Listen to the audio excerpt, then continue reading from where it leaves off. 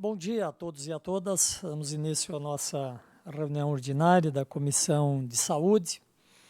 Nós temos alguns temas na pauta, inclusive, para deliberação, mas antes disso nós vamos convidar para compor a mesa a senhora Raquel Bittencourt, superintendente da Vigilância em Saúde em Santa Catarina, também nesse ato representando o secretário de Estado da Saúde. O Estado de Santa Catarina tem agido no enfrentamento ao coronavírus, que agora tem um nome de Covid-19. Gostaria de convidar o Dr. Luciano Nachenweng, que é promotor de justiça, membro do Conselho Consultivo do Centro de Apoio de Direitos Humanos e Terceiro Setor, para que também se faça presente na nossa mesa. E nós vamos, então, tocar a pauta a partir deste primeiro tema, que é o motivo principal desta reunião, e depois, ao final, então, desse debate, nós tocaremos aqui os assuntos ordinários da comissão, que são alguns requerimentos que precisam da apreciação. Também está presente a Luciana de Abreu Correia, está por aí, está aí também, que é da Secretaria de Saúde de Garopaba. Seja bem-vinda. Também o Luiz, representando a Fiesc, e as demais pessoas que estão aqui presentes, do deputado Ismael também presente já na comissão nesse momento. Então eu passo a palavra para a Raquel. Raquel, a nossa preocupação, eu sei que é a preocupação, claro, de vocês, da Secretaria da Saúde, e quando eu falo nossa, vamos falar dos catarinenses como um todo, em função deste surto, né, que surgiu aí, especialmente na China, e que causou apreensão, não só apreensão mundial, mas causou problemas inúmeros. Os últimos dados que nós temos aqui, cerca de 44.700 casos confirmados na China, mas em outros 24 países também com casos confirmados, e aqui no Brasil com casos em análise, né, acompanhamento, inclusive aqui em Santa Catarina, que também tinha. Qual a estratégia que o Estado tem adotado?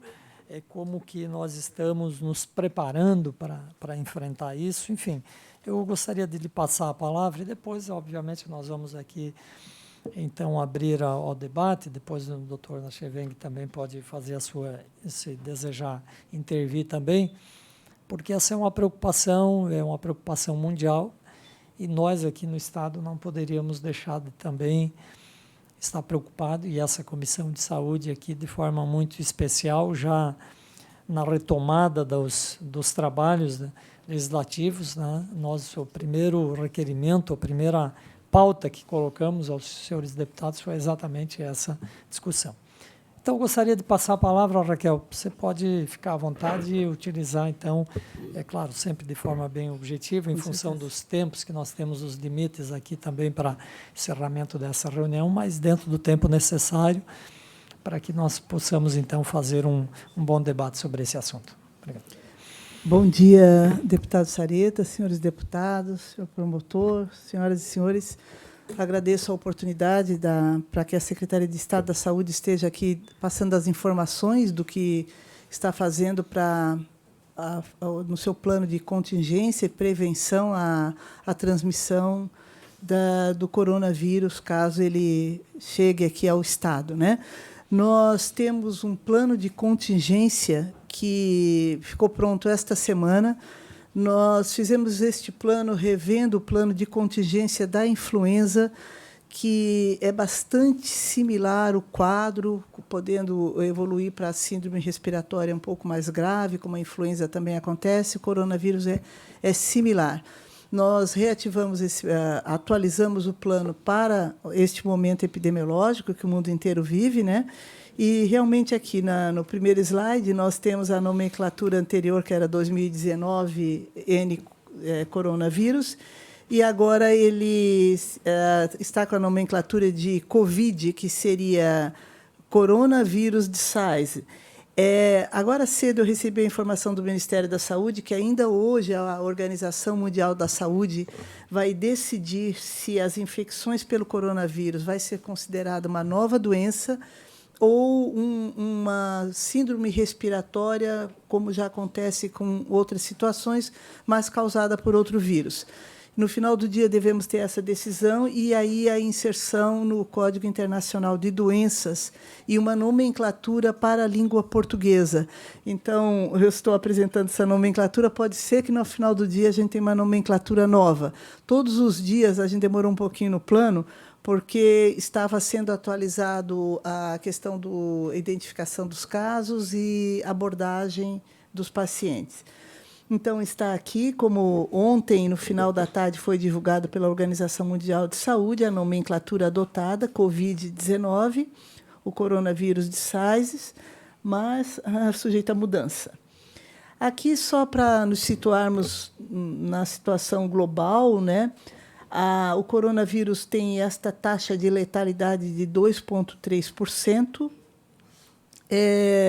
Em relação à febre amarela, que nós vivemos uma situação de transmissão no estado de Santa Catarina, a febre amarela tem letalidade de 70%, e é uma doença imunoprevenível, né? Neste caso, nós não temos vacina. Os pacientes estão apresentando uma gama muito grande de sintomas, a maioria dos casos é leve, mas temos um percentual que evolui para caso mais grave. E nós já sabemos que esses casos que têm evoluído para mais grave é muito similar à influenza. É aquela população com uma imunidade mais baixa, ou crianças, ou pessoas mais idosas, pessoas com obesidade mórbida, pessoas que têm alguma doença que baixou a imunidade, ou teve uma doença que usou medicação que baixou a imunidade. Então, é mais ou menos a mesma situação de prevenção. Até ontem à noite, nós tínhamos 43.103 casos confirmados no mundo, sendo que 42.700 na China. Na China, nós tivemos a evolução para 7.033 casos que evoluíram para severidade e, até ontem, 1.017 óbitos. Fora da China, nós tivemos apenas um óbito. Então, o risco de contrair o coronavírus ele é muito elevado na China e é um risco a ser considerado no restante do mundo para pessoas que estiveram na China ou em contato com quem recém chegou de lá. Hoje não se restringe mais à província de Wuhan, mas já sabemos que em vários locais da China tem transmissão. Isso aqui ficou um pouco escuro, mas mostra ali na China como está espalhado. Aqui, em termos do monitoramento global, na região, no hemisfério sul, nós tivemos casos confirmados ali na Austrália, por enquanto, aqui na América do Sul, África, ainda não. Todos esses casos anteriores, eles tiveram um nexo causal de contato com a China. Parece que houve um caso na Austrália que a pessoa não saiu do país, mas ainda está a ser confirmado. Neste caso, no Brasil, nós temos um total de 8 casos suspeitos, isso até ontem à noite. Hoje, às 11 da manhã, o Ministério atualiza esses dados e o acordado com o Ministério é que nós vamos nos pautar pelos dados que ele atualiza. Pela diferença de fuso horário que temos com a China, pode dar discrepâncias de nós soltarmos uma informação, um ministério ou outro. Então, o acordo nacional foi de nos pautarmos pelo Ministério. Santa Catarina, ali já está zerado o caso suspeito, que era uma pessoa de Rio do Sul, que tinha recém-chegado da China. Ele deu negativo ontem para coronavírus e a pessoa está bem. Então, não temos ainda nenhum caso confirmado no Brasil. E ali estão os estados onde os casos suspeitos estavam, né? O Rio Grande do Sul, Santa Catarina já não está mais, Paraná, São Paulo, Minas e Espírito Santo, ou Rio de Janeiro, ali, Rio de Janeiro, né? Aqui, as definições de casos suspeitos. O que eu apresento a partir daqui para os senhores, ele está dentro do nosso plano de contingência. O plano é extenso, eu só vou destacar os pontos maiores, né? E depois mostrar como acessar. Nós temos 3 situações de suspeita, né? Esta forma de suspeitar de pessoas que tenha pelo menos febre, sempre febre, e um sintoma respiratório, como tosse, dificuldade para respirar, o batimento das asas nasais, entre outros, e tem histórico de viagem para a área de transmissão. Isso de acordo com a Organização Mundial de Saúde, são critérios internacionais. Nos últimos 14 dias anteriores ao aparecimento dos sintomas. Tá? A outra situação, a mesma coisa, dos sinais e sintomas, mas que tenha permanecido no Brasil, mas teve contato com um caso próximo suspeito do coronavírus, de alguém que retornou de lá com sintomatologia, e esta pessoa teve contato nos últimos 14 dias. Por que 14 dias? Entre contrair o vírus e manifestar os sintomas, pode variar de 2 a 14 dias. Tudo vai depender da imunidade das pessoas. E já se sabe que tem pessoas que contraem e não têm sintoma nenhum e pode estar transmitindo, né? No outra situação, a mesma coisa, febre, pelo menos um dos sinais, e contato confirmado em laboratório nos últimos 14 dias anteriores ao aparecimento. Tenha tido também proximidade com o caso confirmado. O anterior, o 2, o caso ainda não foi confirmado, mas a pessoa chegou da China e quem está manifestando sintoma nos últimos 14 dias teve proximidade. A febre, no entanto, embora seja um fator de suspeição nas 3 situações, ela pode não estar presente em alguns casos, por exemplo, em pessoas mais fortes, jovens, pessoas que têm um quadro de imunossupressão, que aí têm dificuldade de manifestar a febre. Então, é bastante variável e, por conta disso, nós estamos capacitando as equipes médicas da atenção primária, também da urgência e emergência e o pessoal da regulação, para que esteja bem orientado para poder dirigir este paciente para uma assistência adequada conforme o estágio que ele necessite. Semana passada, fizemos uma videoconferência em conjunto Atenção Primária, Vigilância em Saúde, com todas as macro-regiões, passando estas orientações e também orientações de precaução para o profissional de saúde, porque é uma doença de transmissão respiratória. Aqui está a apresentação do nosso plano, ele ainda em PDF, a gente acabou de diagramar ontem, mas cada vez que ia diagramar chegava uma coisa nova para inserir, por conta do que a OMS estava alterando, né? O plano de contingência para a síndrome respiratória aguda grave pelo coronavírus, ele trabalha com 3 níveis de alertas, isto é segundo o Código Sanitário Internacional. Nós estamos no nível 1, nível de alerta, né? Corresponde a uma situação, então, em que há risco da introdução do vírus no Estado, com casos suspeitos sob investigação, sendo que, neste momento, o caso suspeito já foi descartado, mas se considera o nível de alerta 1. E é o que o Brasil tem hoje, até se confirmar ou não aqueles casos ainda aguardando o resultado. O nível seguinte, o nível 2, é o perigo iminente. Esta é uma nomenclatura internacional, né, onde o nível de resposta corresponde a uma situação em que já há confirmação de caso. Então, há o perigo de uma transmissão maior. E o nível 3, que a gente espera não chegar, é o caso que a China está vivendo, é um caso de emergência de saúde pública. Corresponde a uma situação, então, que há a confirmação de transmissão local do primeiro caso no território, aqui no caso estadual, porque a gente adaptou a linguagem ao nosso plano de contingência. E a transmissão local é definida como a confirmação laboratorial da transmissão entre pessoas com vínculo epidemiológico comprovado, ou seja, que tiveram proximidade. Irmãos, colegas de trabalho muito próximo, que senta perto, profissional de saúde, enfim. Isto seria o nível de emergência em saúde pública. Para cada nível de alerta desse, nós temos várias ações que todas as áreas da saúde vão desenvolver, desde a atenção primária até a regulação, urgência, emergência e atenção hospitalar. Então, ele vai o nível de não exatamente de preparo, mas de atenção vai se avolumando conforme o nível de alerta vai passando, né? Eu volto a dizer, o mesmo modo como se trabalha com a transmissão do influenza, né? Então, a vigilância cabe, né? Eu fiz uma síntese aqui para não falar nível por nível, porque há um pouco de repetição também.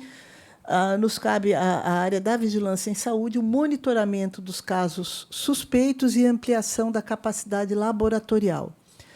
Vai ter um slide na frente que eu vou mostrar que os laboratórios de saúde pública, e no caso nosso, que é muito capacitado para virologia, ele faz para cada amostra coletada, hoje são 3 amostras, 2 das fossas nasais, uma da orofaringe, é suave, a gente colhe célula, a gente pesquisa todos os vírus da influenza e pode descartar os casos que sejam influenza, aí já não é o coronavírus. Caso dê negativo, como foi o caso que estava sob suspeita até ontem, ele é encaminhado para o Laboratório de Referência Nacional, que é a Fiocruz, lá na Fundação Oswaldo Cruz, que aí faz a confirmação para o corona. A atenção primária cabe a capacitação para o diagnóstico precoce e manejo dos casos. Por isso que a gente está capacitando, para que identifique os sintomas. Pergunte, você viajou, foi para a China, teve contato com alguém que esteve lá? É uma pergunta básica, para, então, realmente acender a luz do alerta, né? Então, é a capacitação e estruturação com equipamentos de proteção individual para a equipe de saúde e equipamentos como, por exemplo, na atenção primária, a oximetria de pulso, que se utiliza, então, para depois decidir se essa pessoa necessita de uma atenção um pouco mais especializada. A regulação também é capacitada para a identificação de casos, porque o médico regulador vai tomar a decisão ali de encaminhamento, mapeia as unidades de referência para síndrome respiratória aguda e leitos de isolamento. Então, este nível da regulação ele está muito claro em cada nível dentro do plano, porque, se nós chegarmos no nível 3, né, que esperamos não chegar, além dos leitos próprios, da rede própria do Estado e da rede contratualizada, será acionada a rede privada e também a gente pode suspender atividades, procedimentos eletivos de internação e de cirurgia, se chegarmos ao nível de alerta máximo. E adequar ambientes hospitalares para ter atenção de unidade de tratamento intensivo, se chegar lá.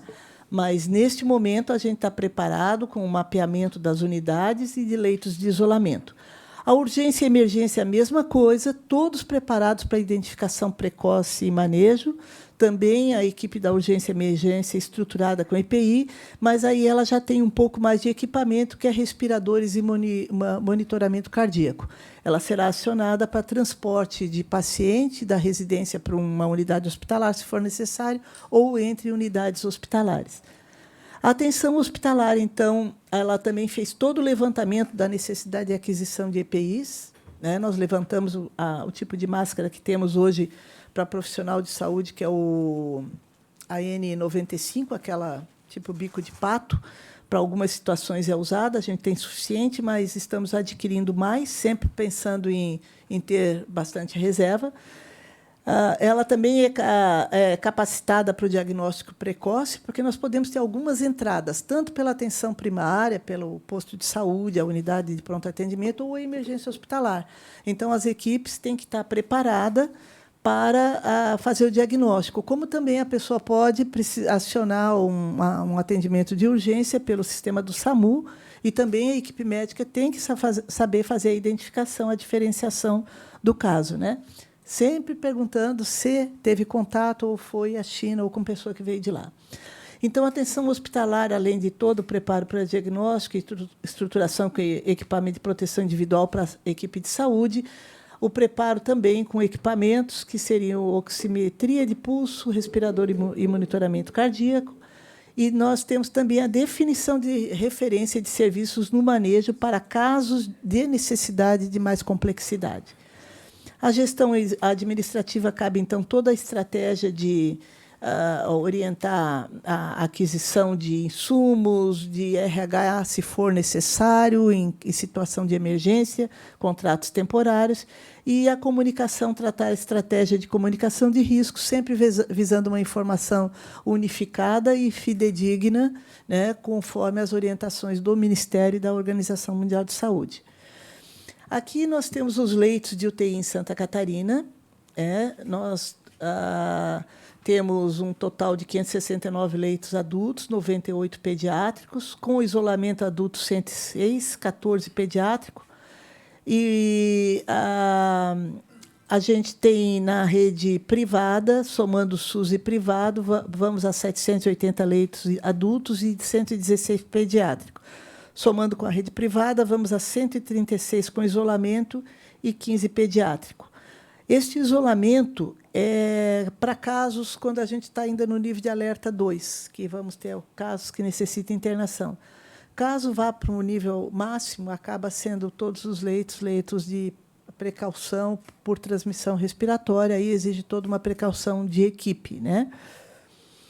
Aqui tem tá ruim de ler, né?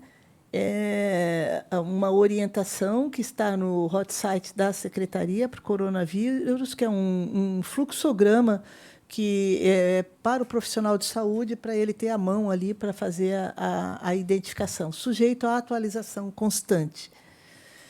Aqui, no caso, eu acho que vale a pena esse destaque, que o nosso laboratório é extremamente qualificado. Hoje a gente recebe 3 amostras, o Ministério já está revendo, conforme a orientação da OMS, de trabalharmos com uma única amostra e fazer a alíquota dessa amostra. E aqui, então, o LACEN, nesse lado esquerdo aqui, ele pesquisa esses vírus, a influenza A, B, H1N1, H3, o parainfluenza, o vírus essencial respiratório, o metapneumovírus e o adenovírus. O nosso laboratório tem condição de dizer se a pessoa tem um desses vírus. Caso dê negativo para tudo, então ela faz mais uma alicotagem do material e encaminha para o laboratório de referência, que vai, então, fazer a pesquisa para o coronavírus.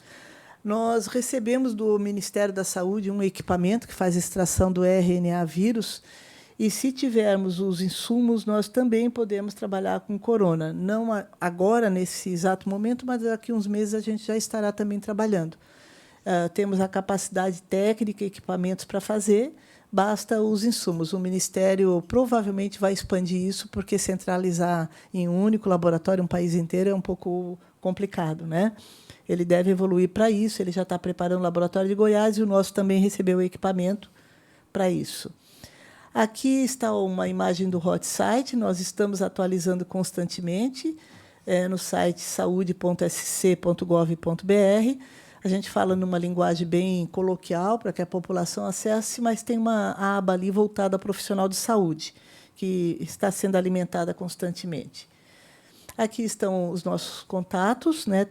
E o último e-mail ali notifica o URL. O URL é a Unidade de Resposta Rápida da Vigilância Epidemiológica, onde nós temos ali os epidemiologistas que estão em constante sobreaviso, recebendo as informações de casos suspeitos, orientando e orientando toda a base para a Secretaria de Estado. O plano estadual deve ir para o hot site hoje, a gente só termina a formatação, então ficará acessível a todos os senhores, a gente se coloca à disposição.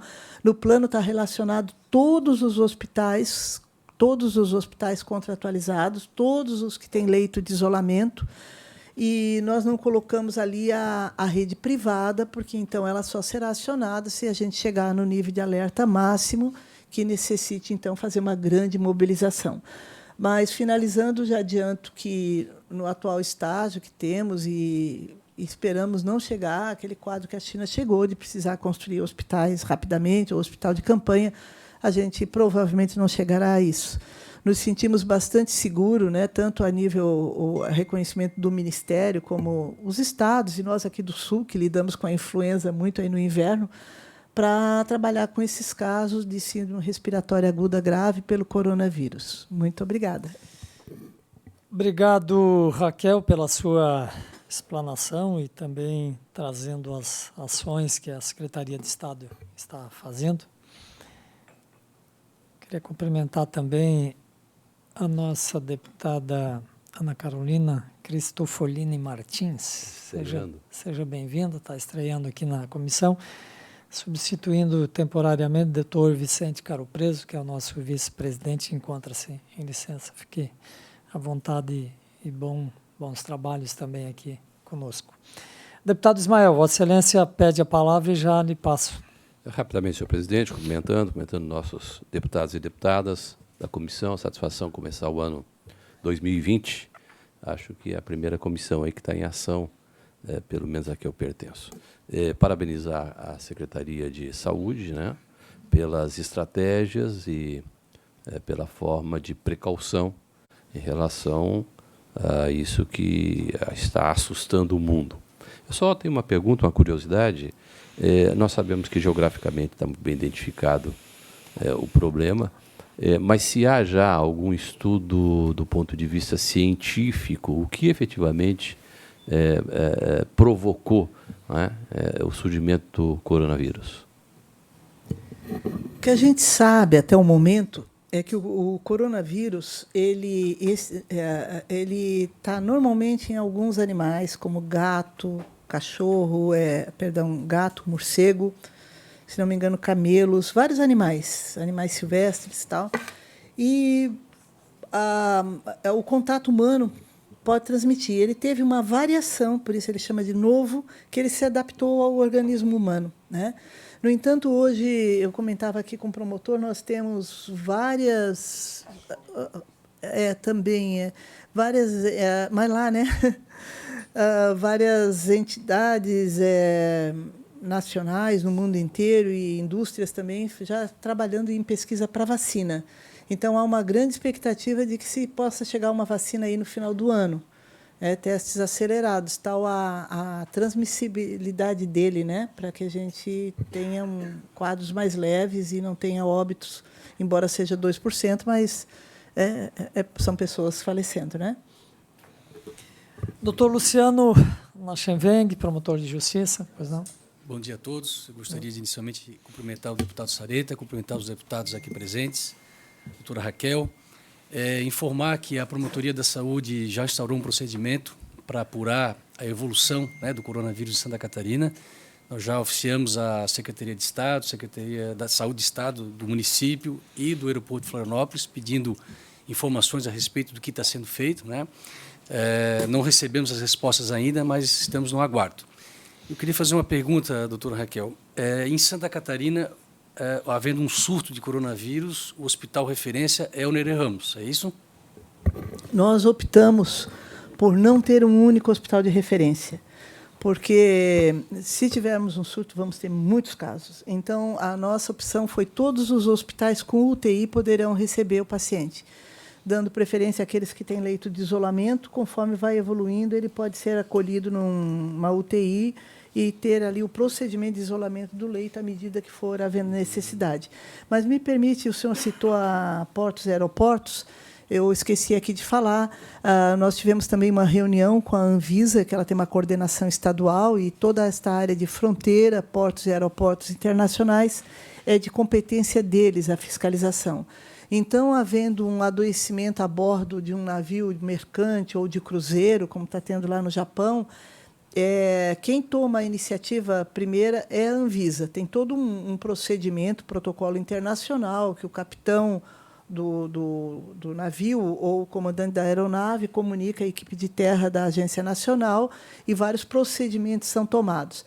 Havendo necessidade de hospitalização de uma pessoa que esteja a bordo de um navio ou de uma aeronave, então aciona-se a regulação do município e aí todo o desencadeamento normal previsto ali no plano será feito para acolher e receber esta pessoa numa unidade hospitalar.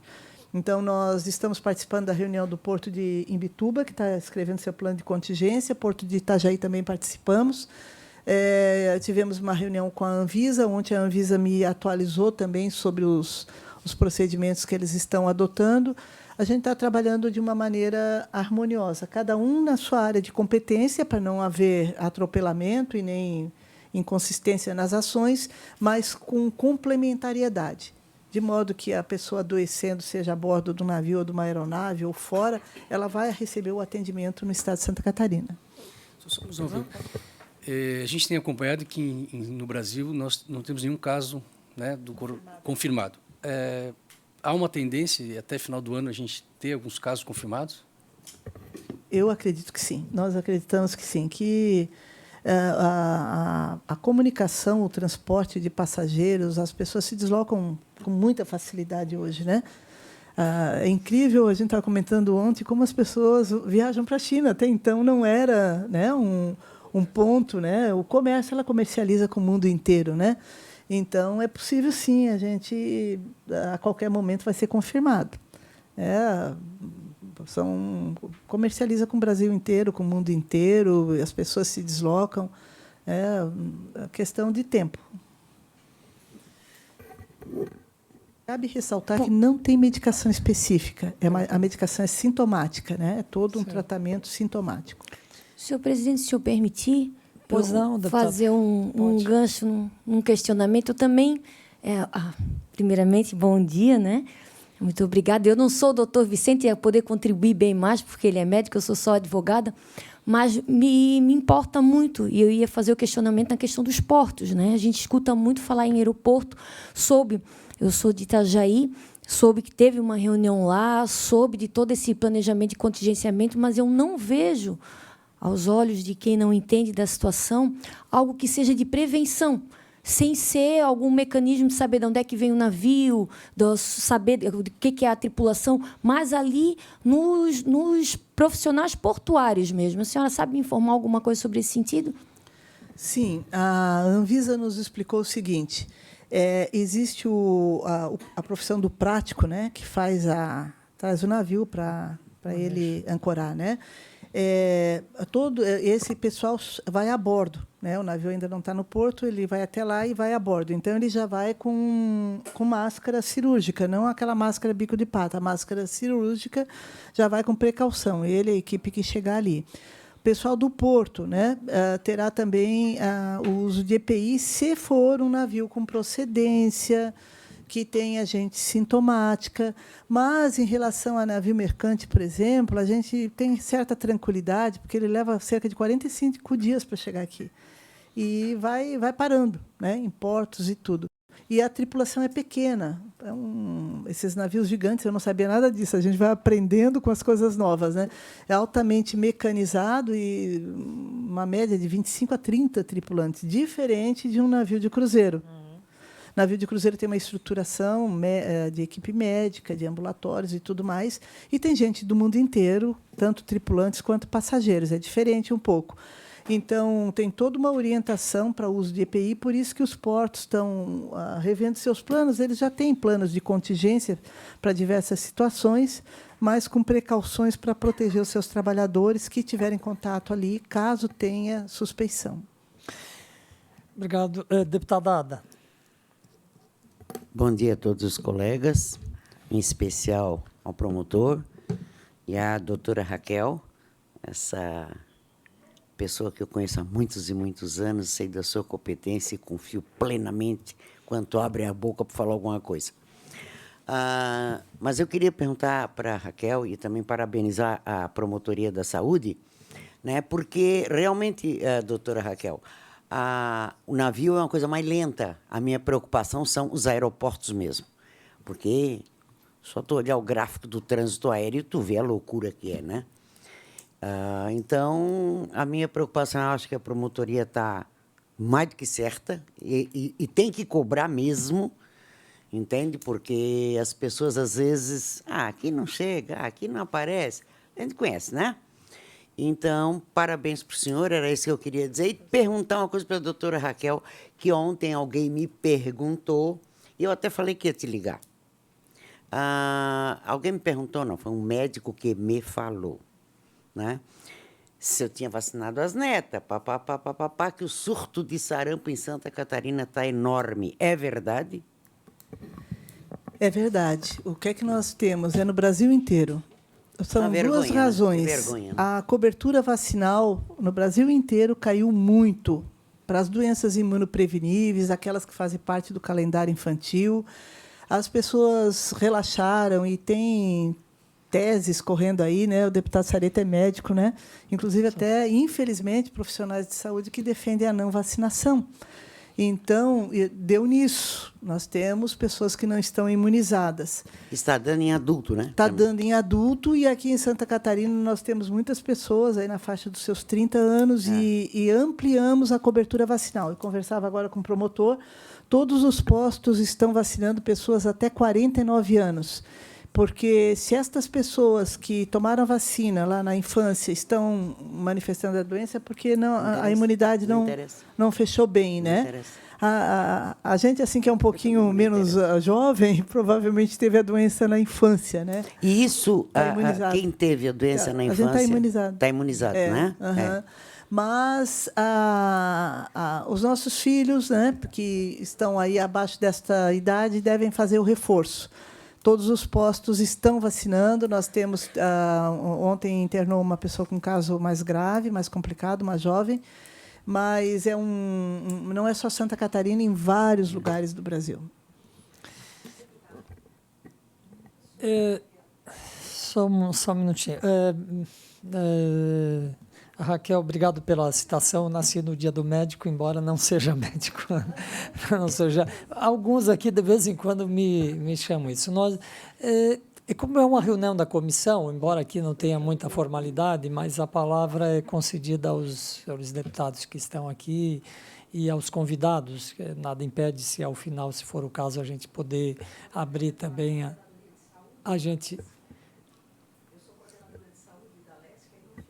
Sim, perfeito. Isso. Tá bem, então. Com certeza. É Sandra, né? É. Tá bom, Sandra. Eu vou passar ao deputado Moceni, apenas lembrando que nós temos um tempo de teto de reunião também, depois temos ainda as matérias ordinárias da pauta. Deputado Moceni. Quero cumprimentar nossos colegas, doutora Raquel, doutor Luciano. Embora ele não esteja na área da saúde, mas eu convivo com alguém que há 25 anos está na vigilância epidemiológica.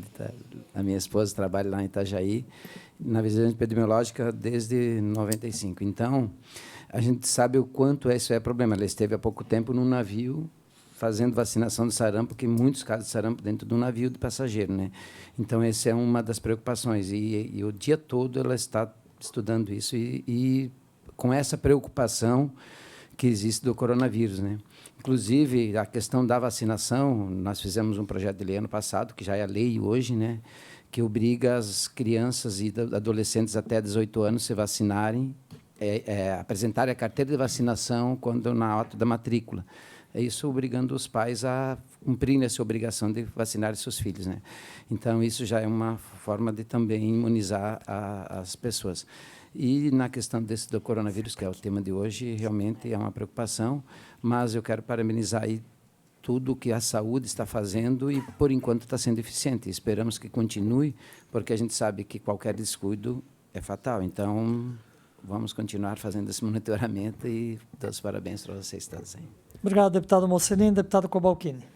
Bem, cumprimentando o presidente, até por abordar esse tema que a gente está vendo nos últimos dias, né, todos os dias, em todas as redes de televisão, nos jornais, mas nós não tínhamos tratado ainda diretamente desse assunto. Então, acho que foi muito oportuno. Mas quero, a doutora Raquel e também o doutor Luciano, parabenizar, porque Santa Catarina, não sei em relação aos outros estados, sei que o Ministério da Saúde está centralizando as informações, mas eu não imaginava que Santa Catarina já estivesse, né, alcançado este ponto. Isso também nos conforta, de certa forma, né? É apenas uma indagação, tá, em relação ao monitoramento das pessoas que saem dos aeroportos e que chegam. Se há esse monitoramento, e das pessoas que saem e que chegam, se há algum tipo de material confeccionado pelo Estado, pelo país, no sentido de orientar procedimentos e de prevenção, eu diria, né, a esse vírus, né? Me parece que o Brasil também está, pelo que a gente vê, está no caminho certo. É inevitável também, de certa forma, que a gente possa em Santa Catarina, pela relação comercial intensa que tem, é difícil de ser evitado. Mas, enfim, se há esse tipo de monitoramento. O Ministério... Perdão, o Ministério optou por não ter esse procedimento de aferir febre das pessoas que estão chegando.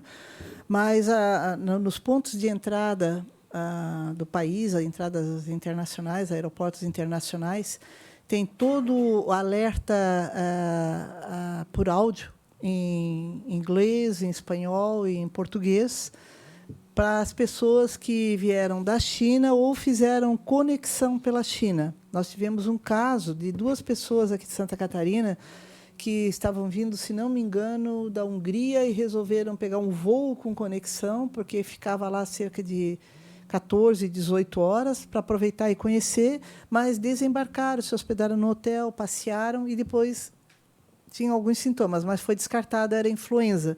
Então, pode ter situações assim, pessoas que fizeram conexão ou tinha contado ali dentro do avião, né, uma área restrita. Então, tem essa informação por áudio e o pessoal da agência nos desembarques. E toda orientação de tripulação para ficar atenta aos sintomas que alguém pode manifestar durante um voo. Havendo isso, então, é outro procedimento dentro do aeroporto. Mas a gente não tem como fazer esse controle total, né?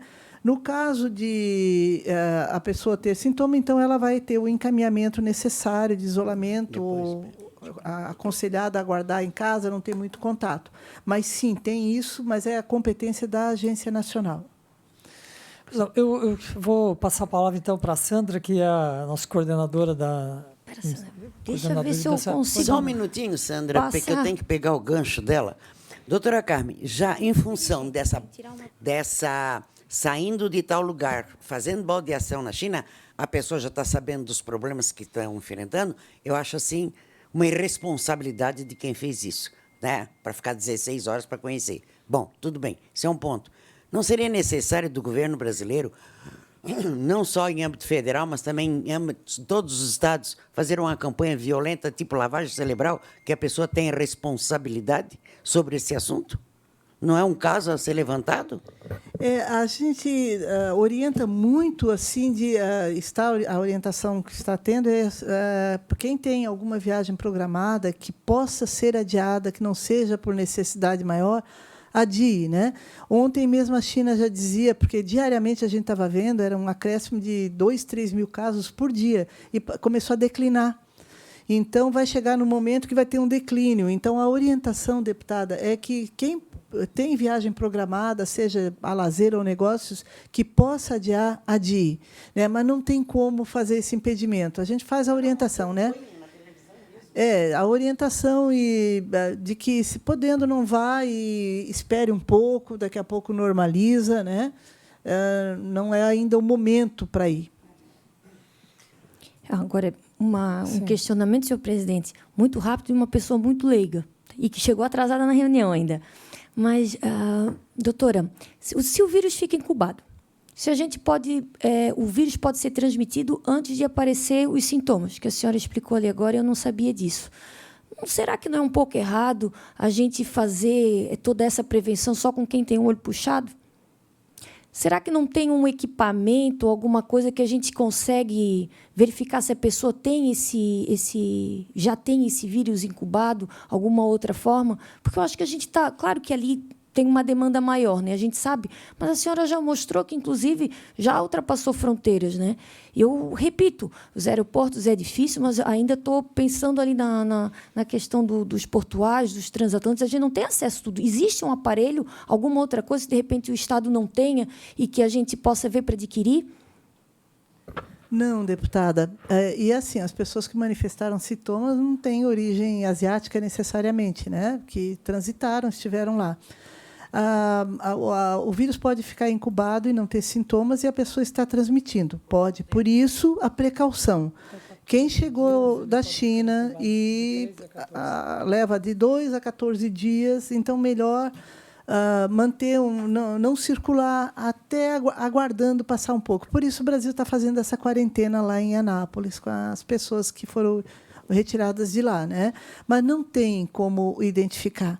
Se a gente for fazer coleta de material para como está se fazendo com quem está sintomático, a gente não tem como garantir esta coleta e é insustentável, não tem. Mas as precauções são precauções respiratórias as mesmas que a gente trabalha para a influenza, quando nos preparamos em 2009 para o H1N1, evitar, nesse período de alta transmissão, os grandes aglomerados, aqueles grandes eventos com pessoas que vêm desses países que podem estar transmitindo. Então, tem vários cuidadinhos assim a serem tomados, mas não tem ainda. A nossa expectativa e grande esperança é a vacina que possamos ter até o final do ano ou início do ano que vem. Sandra, coordenadora de saúde aqui da Alesc, também vou lhe conceder rapidamente a palavra também. E gostaria de cumprimentar respeitosamente todos os senhores e todos os presentes. E dizer que, à frente da nossa coordenadoria de saúde, o meu questionamento é o seguinte: nós temos, junto com o médico da clínica, já trabalhado na questão prevenção. O gel, máscara, a questão do encaminhamento de pacientes com sintomas. Mas nos foi trazido uma informação que eu gostaria de ter o seu posicionamento, de que devemos antecipar a vacinação da influenza, a vacinação da gripe, que geralmente se dá entre maio e junho, no Estado, nos municípios e na Alesc. E a gente, baseado nisso, fez uma exposição de motivos, está pedindo a aquisição dessas vacinas em caráter de emergência para março, que parece que é a data que os laboratórios entregam. Porque nos dão conta de que esta vacinação, embora nada tenha a ver com o corona, ela protege a população de infecções e que também levaria a um índice de proteção da população para estar mais protegido frente ao corona. Isso procede? Isso também está sendo feito pelo Estado? O Estado está tomando esta precaução? Não procede. O Estado não. O Estado de Santa Catarina, já há muitos anos, ele é o primeiro a fazer a campanha da vacinação da influenza pelas características climáticas que temos aqui, né? Começamos já em março a campanha pelas características, vacinando os grupos mais vulneráveis, ok? Não procede porque o corona não tem, esse novo corona não tem vacina. E a vacina da influenza, da gripe, ela é preparada com os vírus que circularam no ano anterior, né? E aqui eu tenho uma informação muito importante que nos orgulha muito. Hoje, a vacina que nós recebemos, ela tem características de vírus que circulam nos países do hemisfério sul e poucas características do vírus que circula no Brasil. Nós recebemos este equipamento do Ministério, que faz a extração do RNA vírus, justamente para fazer essa pesquisa e caracterizar o vírus da influenza que circula em Santa Catarina. Com isso, nós estaremos contribuindo para que a OMS tenha, para daqui 1 ano ou 2, a vacina adequada ao perfil do vírus que circula aqui. Então, esta informação ela não procede. Eu sugiro um contato com a nossa Comissão Estadual de Controle de Infecção, depois eu lhe passo o contato, para pegar as medidas e precauções, inclusive ela está no plano, está no hot site também, já que é um serviço ambulatorial, né, para que os profissionais ali estejam preparados. Mas o antecipar, a questão vai proteger da influenza apenas. Somente a influenza. Obrigada. Obrigado, Sandra. Obrigado, Raquel, pelas suas explanações, e também o doutor Luciano e todos os que estão aqui presentes nessa reunião. Para encerrar essa parte, então, a nossa... primeiro, a preocupação da Comissão de Saúde, nesse sentido, e também nos colocamos à disposição se, em algum momento, a comissão pode auxiliar em alguma coisa que necessário for. E o nosso desejo de que essa preocupação que foi demonstrada aqui, Raquel, seja não só mantida, mas como intensificada. Eu tenho certeza que esse é o desejo de todos, dos catarinenses, o Ministério Público também, que está agindo dentro das suas competências, para que a gente possa estar preparado se acontecer, como você falou, dessa possibilidade, porque realmente o trânsito mundial de pessoas é muito grande. se nós não temos um mecanismo de impedir de nenhuma forma que ele venha, temos que estar preparados para caso venha enfrentá-lo com todos os meios necessários. Então, nós esperamos que o Estado continue fazendo isso e nos informe, mantenha essa comissão também informada para que a gente possa ir interagindo. E, se for o caso, podemos voltar nos próximos dias a esse debate, quem sabe até convidando alguém da Anvisa. Então, acho que a gente pode depois ir analisando o seguinte. Então, muito obrigado, Raquel, muito obrigado também, doutor. Deputado, o senhor me permite, é televisionada a reunião, né? Aproveitar a oportunidade para fazer o apelo das pessoas que não tomaram a vacina da febre amarela, por favor, vacinem-se, né? O vírus já circula no estado de Santa Catarina. Nós já tivemos 2 óbitos no ano passado, 3 adoecimentos esse ano, hoje mais um caso confirmado. A chance de termos outros óbitos é muito elevada, porque é um vírus de uma letalidade muito grande. O tratamento hospitalar é um tratamento caro, demorado, sofrido. Então, nós podemos evitar, né, com a vacina. Está disponível nos postos que tem sala de vacina. A partir dos 9 meses de idade, as pessoas podem tomar a vacina. Então, eu faço aqui o apelo, e também as pessoas que até 49 anos, que também procurem os postos que têm sala de vacina para fazer a vacina do sarampo e manter o seu calendário de vacina em dia. Um apelo para que as mães, os pais fiquem atentos para vacinarem seus filhos, né? Quanto mais vacinados, mais seguros nós estaremos aí na transmissão das doenças. Muito obrigada. Obrigado, Raquel. Obrigado. Se desejarem permanecer, pode permanecer, mas estão dispensados em função de que nós temos agora a pauta ordinária. Não há muitos assuntos, mas eu tenho recebido lá no gabinete muitas entidades pedindo uma série de audiências públicas. Só ontem foram 3 que a gente está conversando, então, e também outros deputados também mandam. Então, é importante essas audiências. Eu só peço que a gente possa atentar por causa dos calendários que nós temos e até a possibilidade, inclusive, de local, porque aqui também, para a gente conseguir sala, às vezes é bastante disputado, então que, caso algum deputado encaminhe, que seja realmente um tema importante e relevante. Nesse sentido, o doutor Vicente Caro Preso licenciou, mas deixou conosco aqui 2 requerimentos, um solicitando um seminário sobre políticas públicas relacionadas ao terceiro setor para a primeira quinzena do mês de abril, e um pedido de audiência pública sobre gravidez precoce a ser realizada também lá na segunda quinzena do mês de abril. Eu coloco em discussão, se não havendo quem queira discutir, podemos aprová-lo, então fica aprovado.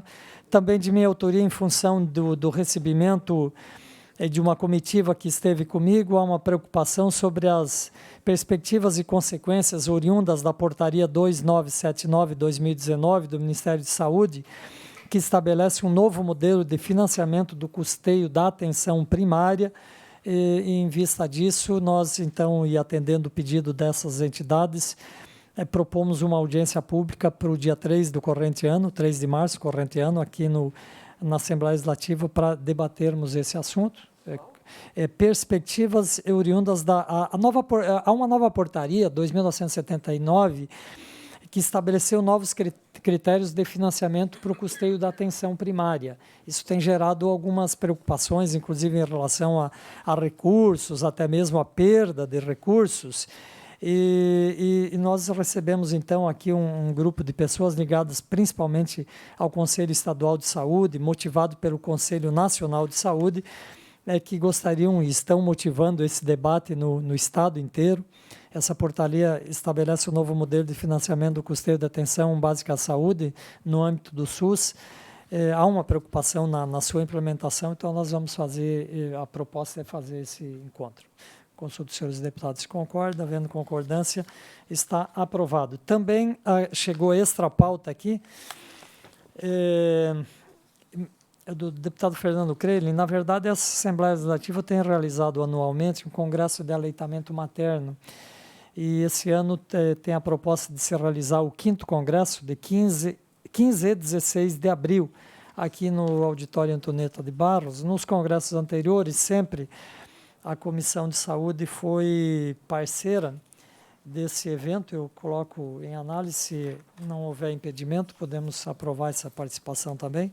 Ok, então ficam aprovados todos esses requerimentos, também do deputado Vicente Caro Preso e também desse deputado. Eu consulto se há alguma outra matéria que algum deputado queira levantar na presente reunião. Não havendo, então, dou por encerrada a presente reunião. Peço apenas que os senhores deputados possam assinar os documentos referentes às matérias aprovadas dos seminários e audiências públicas propostas. Também ainda consta em ata a justificativa de ausência do senhor deputado José Milton Schaeffer. E ainda comunicado aos senhores deputados um ofício da deputada Marlene Fengel, que transmite, demonstrando preocupação, é um ofício da AMAI, preocupação com a possibilidade de descontinuidade dos serviços de hemodiálise da região. Já estivemos analisando isso também, queria botar à disposição dos senhores deputados, se desejarem fazer alguma outra ação, é importante. E lá na região de Xanxerê há o serviço de hemodiálise e eles estão dizendo que há risco de fechamento lá em função de questões de pagamento, de custeio. Então, eu queria sugerir aqui que a gente encaminhasse cópia desse ofício à Secretaria da Saúde, aqui no âmbito da comissão. Então, peço à assessoria que providencie um ofício ao secretário da Saúde, repassando cópia do manifesto que a AMAI, que é a Associação dos Municípios do Alto Irani, nos remete. A ata da sessão anterior já havia sido remetida aos gabinetes. Deputada Ana, Vossa Excelência não participou, mas os demais não há retificação, damos então por aprovada. Muito obrigado a todos, está encerrada a presente reunião.